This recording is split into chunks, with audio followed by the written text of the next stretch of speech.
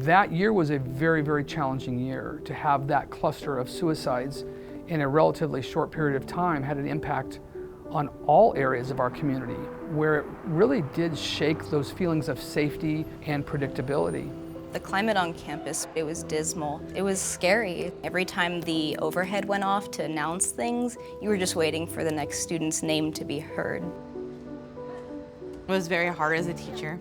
I had a lot of eyes on my students trying to make sure that they were okay. I had a lot of one-on-one conversations with my students saying, "How are you doing? I'm concerned about you."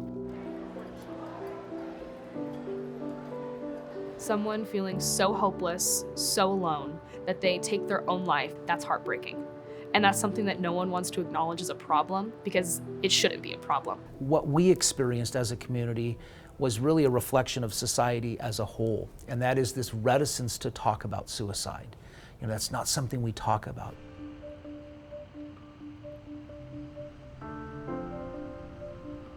Suicide is not an issue where we can blame one thing. So rather than pointing fingers, the focus was how can we create a healthier community?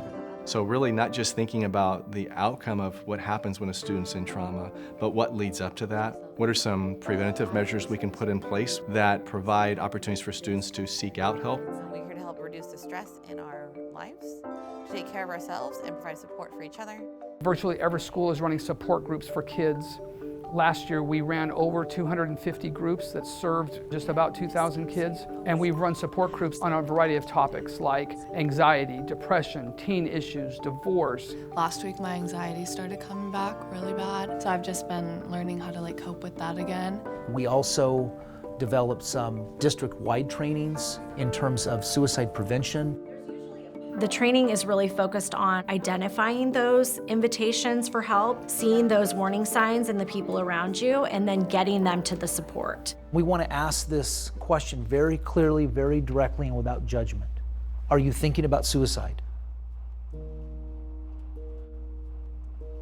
When we first started this conversation around suicide prevention, we had a lot of experts. We had teachers and administrators and counselors around the table. And it took us one meeting to realize that if we want to have a conversation about how best to reach students, it's not a bunch of adults standing around going, "I think this will work." It's students telling us what their needs are.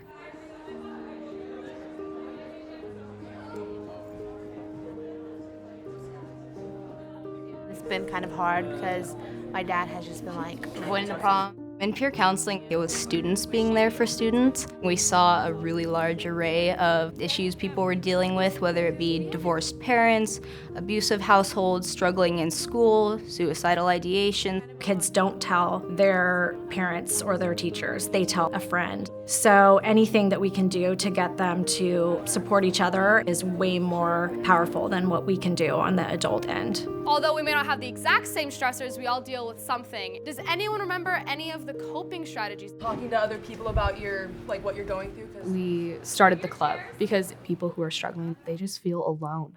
And they don't think anyone else thinks or feels the way they feel, but that's not the case. Our job as an educational institution is to prepare kids for the world life after high school. Part of that is being able to deal with those day-to-day challenges that we all experience. So we're educating kids in terms of how to regulate your feelings, how to manage stress, how to deal with the anxiety that often is a part of growing up. I think there just needs to be conversations because there isn't a cure-all solution to this problem. It's really just making a conscious effort day in and day out. You can't teach a kid who is struggling and dealing with depression and anxiety and possible thoughts of suicide. That student is not going to learn your class unless they know they're cared for and they feel safe. And so we've been working really hard since 2016 to let our kids know we are trying our best to listen to them and respond to them. I can very confidently say the word suicide and have a conversation with people about it without being scared of it. And I think that's huge, and it's something I'd like to spread to other people, just letting people know it's not a hands-off topic. It's something that needs to be talked about.